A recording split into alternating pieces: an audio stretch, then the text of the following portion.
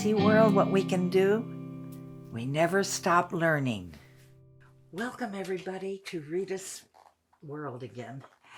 It's a show, an eclectic show where we talk about everything from soup to nuts. And today I have a dear friend, Leslee Cook. I met Leslee at least 25 years ago. And we met at a friend's house, and I called them goddess gatherings.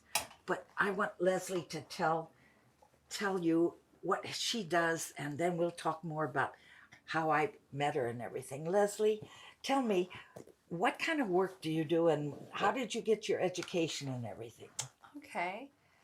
So, hi everyone. I'm very excited to be here with you, Rita, in this cozy, inspirational space that you've created. I am a marriage, family, child psychotherapist. That's my license. But over 35 years of practice, I found that we now know more about the neuroscience of the brain, and that we can rewire the neuronal pathways in the brain. And they call that neuroplasticity. So my focus is working with people that are anxious or have PTSD, even ADD, ADHD. We're now finding that those people had traumas, and that's why they're bouncing off the wall and always looking for the next shoe to drop, because something in their childhood frightened them, or their parents might have had an addiction or been depressed, and so their moods flipped. And so the child then doesn't understand that one moment the parent is very loving and caring, and the next moment they're angry, and so it creates, we call it a trauma, and it creates a nervous system that gets anxious. I see. So what we now know with neuroscience is that when, instead of just talking to somebody and they tell me their whole life history, that doesn't make them feel better. They understand it, but they're still taking lots of medications that might numb them out, but they still are dealing with the after effects of these terrible traumas, whether it's Afghanistan, PTSD, molestation, real traumas. Right.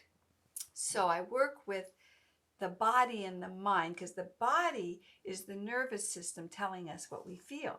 So I have clients tell me something tough, and then I teach them how to tune into their body. And there's this gut feeling that I know you work with a lot. Yes. That gut feeling. So turns out that when you get that gut feeling, like this is not a good place to be, or I shouldn't be in this elevator with this person, or I don't like that person, that gut feeling is the 10th cranial nerve.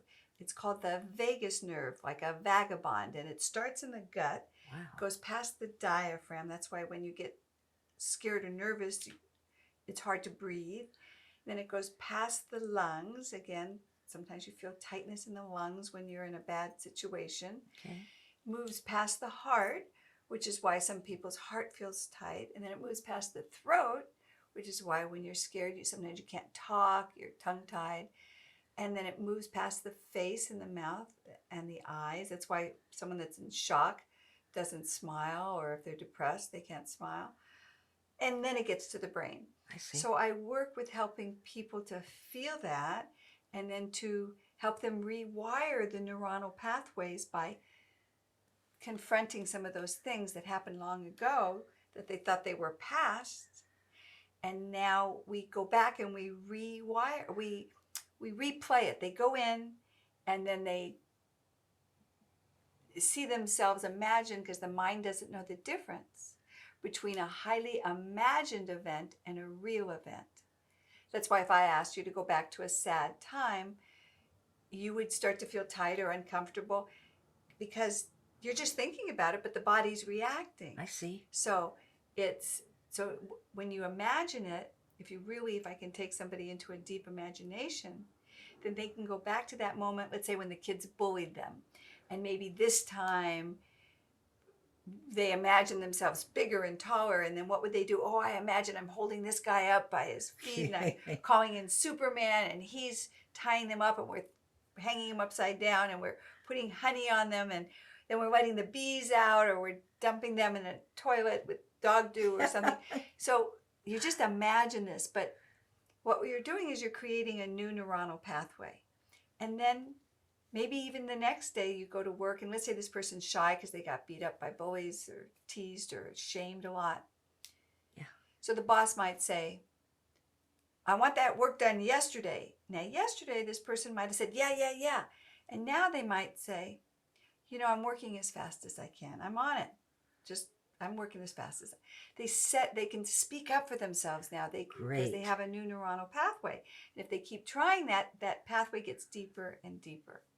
So it's the latest and greatest, we call it 21st century cutting edge psychotherapy, because it's not just talk therapy, cognitive behavioral therapy, CBT, which helps a lot of people, but also a lot of people understand their problems and they're still having anxiety or reacting. So the good news is you can eventually have a happy childhood because you rewrite it and redo it and Great. forgive and move on, but don't have the anxiety and the fears that you had. But I like what you said, forgive, because holding on to it is not going to help you, is it?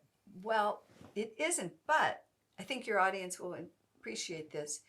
So when it was Homo sapiens and Cro-Magnon, Okay. Cro-Magnon, munching on those berries, didn't remember there was a saber-toothed tiger and a grizzly bear over there.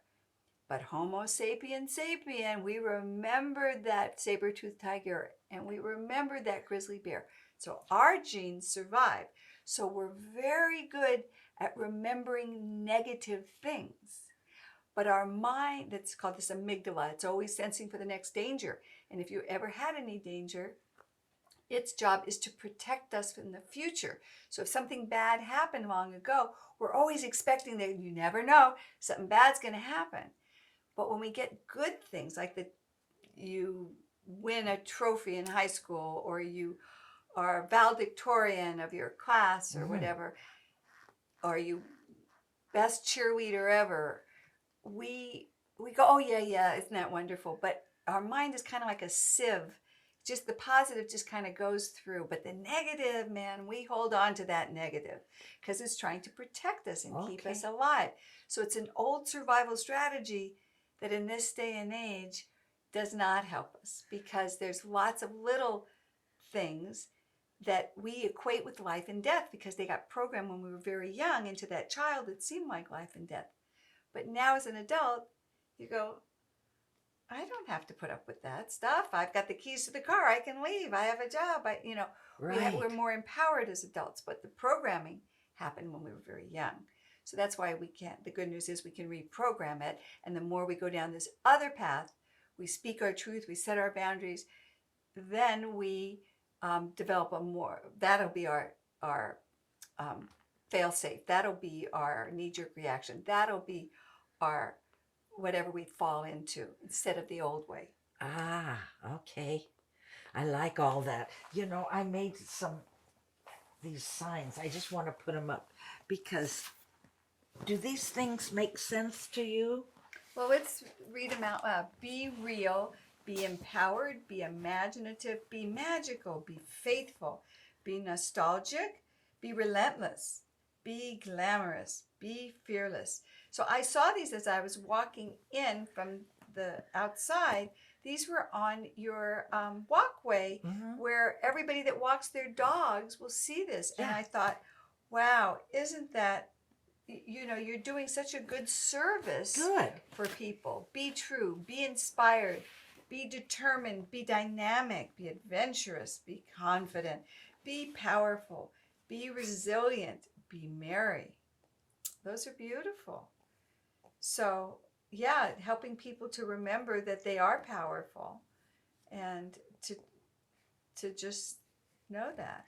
And to be inspired. You've inspired me all my life. When I met you, we went, Elizabeth Jordan, we had these little gatherings. Us girls would get together around the fireplace, remember? Of course. Before she had her little girl, Violet. Who's now 21. Yes, now 21. But that's where I first met you. And I was so impressed. Well, I might have met you before that, but that's because we talk about inspirational things like this and Right. how we could go forward and handle everyday little problems. And Right, because everybody's got these ups and downs, right? Yeah. But it's reminding yourself that, okay, it's tough right now, Yeah. but this too shall pass. Exactly. And then you'd say things like, put it out into universe. Put these positive thoughts. So that what was is that called called? quantum physics. Oh, that's what got me. When you say that, I say that's the way I want to go. So would you like me to go a little bit more into quantum yes. physics? I bet you always do. But so quantum physics, even physicists are not all buying it.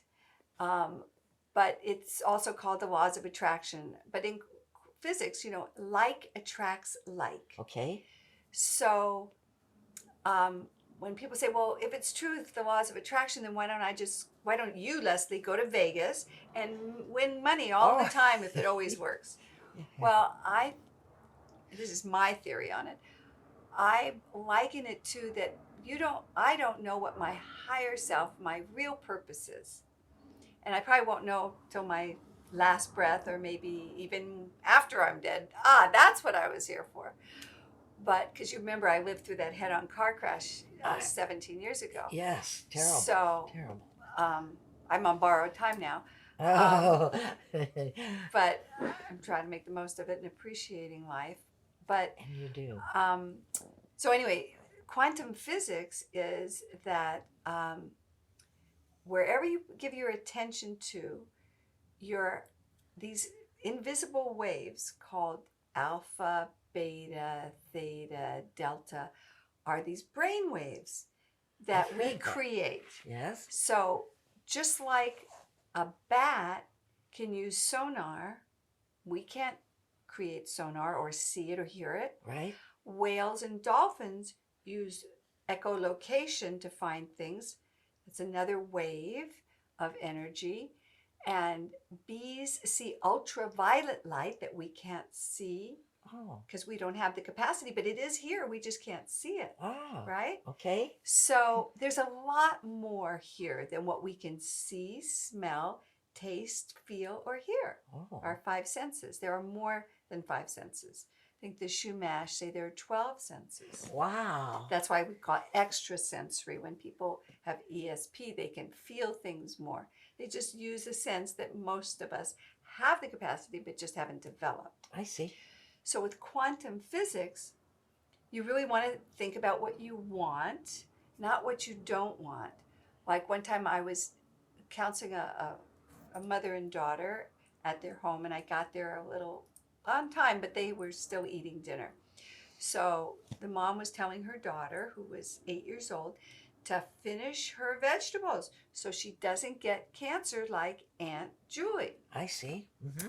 And I helped to educate her that she wants her daughter to be healthy, but she's connecting vegetables with cancer. I see. Because I do not want to be poor. I do not want cancer. I do not want to lose this love. Well, the word not doesn't count. It's wherever you focus. So lose money, cancer. So you want to be very specific. I love vegetables because I want to be healthy.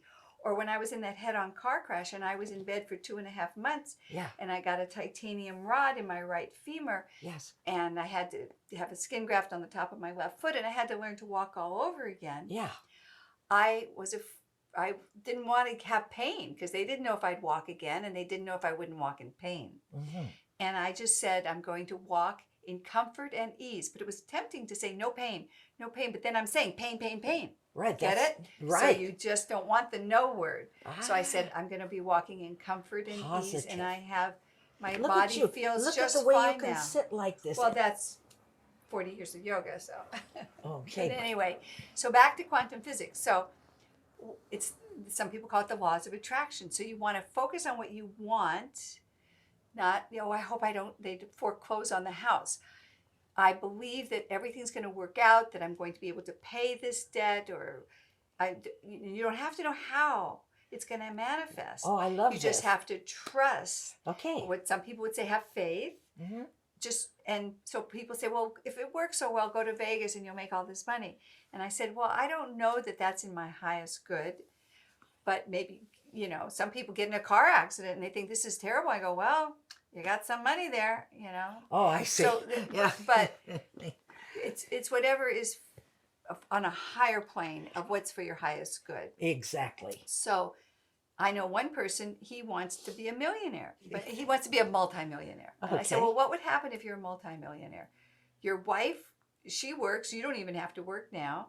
You know, the house is clean, you get great food made. What would be the difference? He said, well, I guess if I was a multimillionaire, I could drink all day long.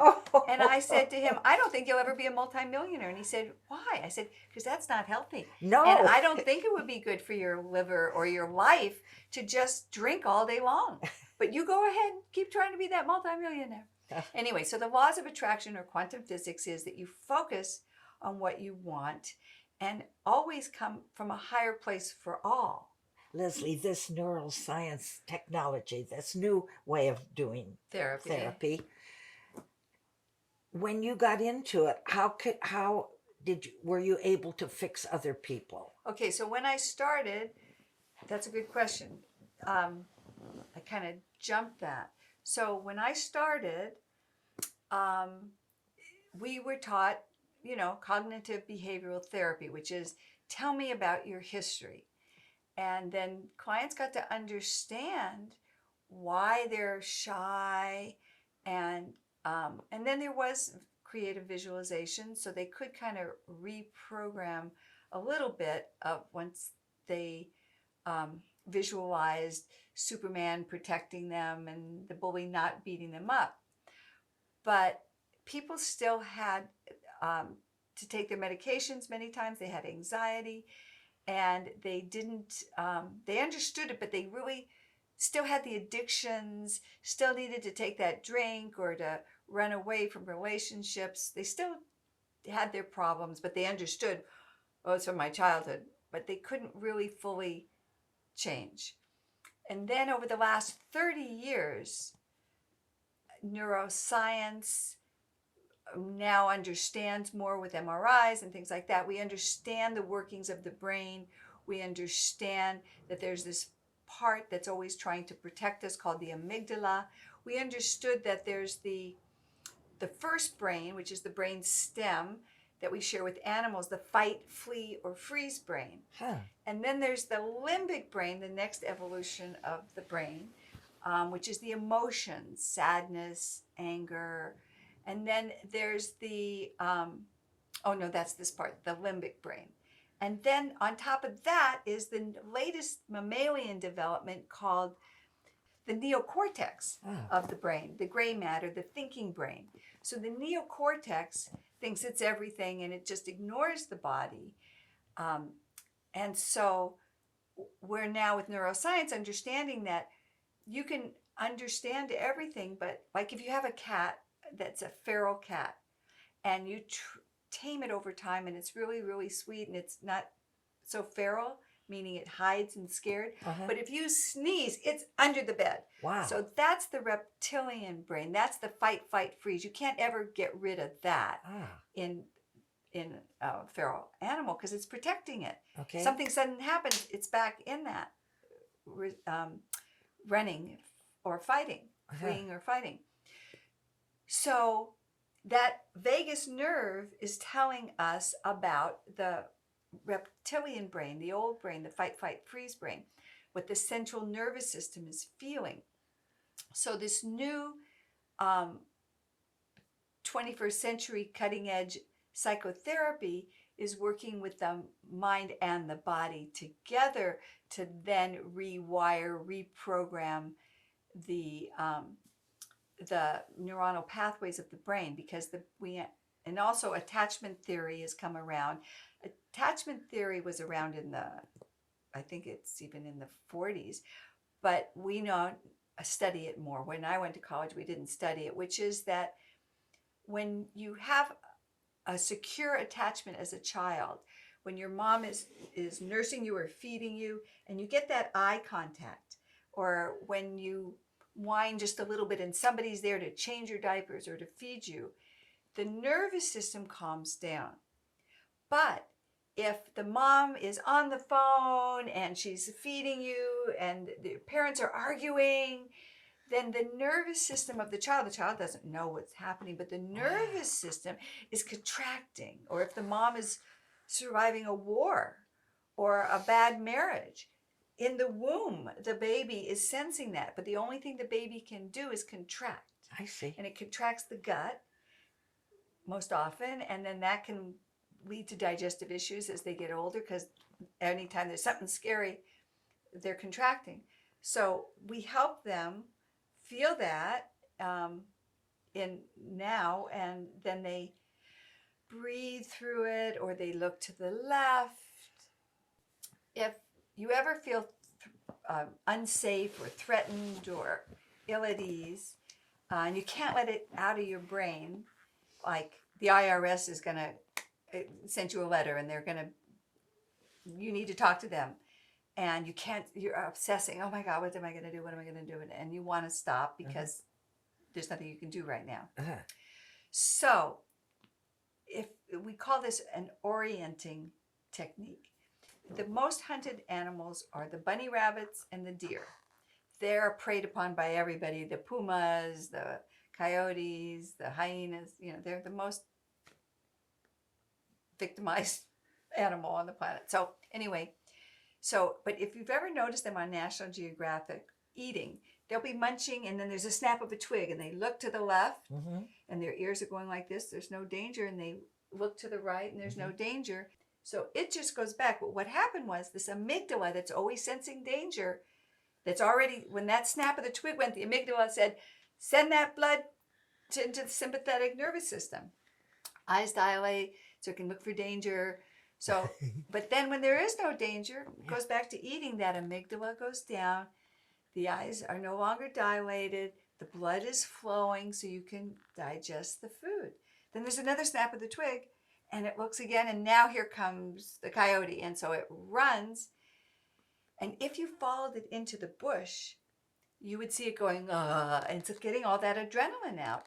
So that tomorrow you don't see a tweaked bunny rabbit or deer, because they let it all out. Unlike Homo sapiens, we go, I'm okay.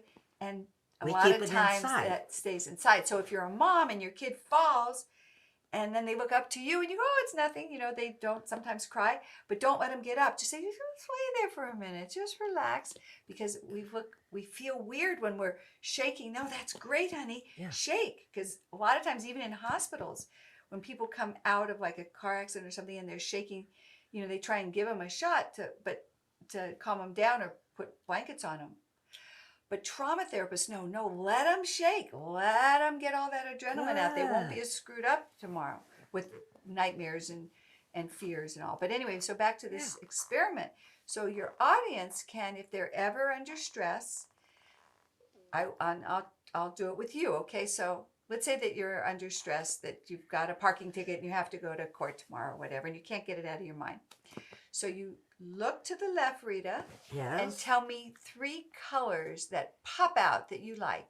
Blue, red, and pink. Okay, and now you slowly scan the horizon, looking at all the pretty colors and shapes. Yes. And now over here to the right, tell me 3 shapes that pop out that feel comfortable to you. Wow. A square door. A map of the world. Okay. A sign that says, keep it simple. Another rectangle. Okay. Now, had you been under stress, I would have said, now feel your body. Does it feel any different than it did a minute ago? And you'd say something like, oh, my throat isn't as tight, or my heart isn't as tight, or I can breathe deeper, or something because like I thought that. of something else besides. Because your amygdala is sensing there's no danger, but you weren't in real danger. But had you been worried about the traffic ticket tomorrow and the court case, that you would have done that, and it would have helped you to settle. I got it, to calm down. Right. Wow. Because this part of the brain is just trying to keep us safe. But, traffic tickets are not grizzly bears, but we're just hardwired for that. I see.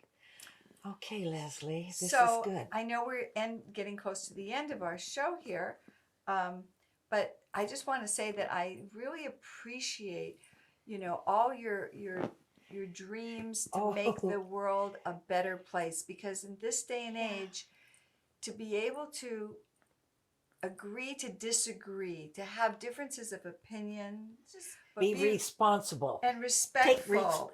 Take and- responsibility for yourself. Right.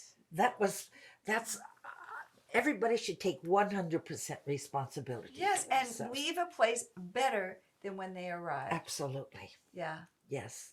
Well, thank you for inviting me.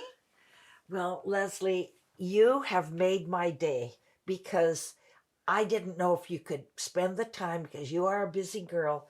But when you said you would make this and you came all the way from Malibu, I said, oh my gosh, because you know so much and you're an inspiration for me and my audience. And I want to thank everybody for tuning in to Rita's World, and bye. See, world, what we can do? We never stop learning.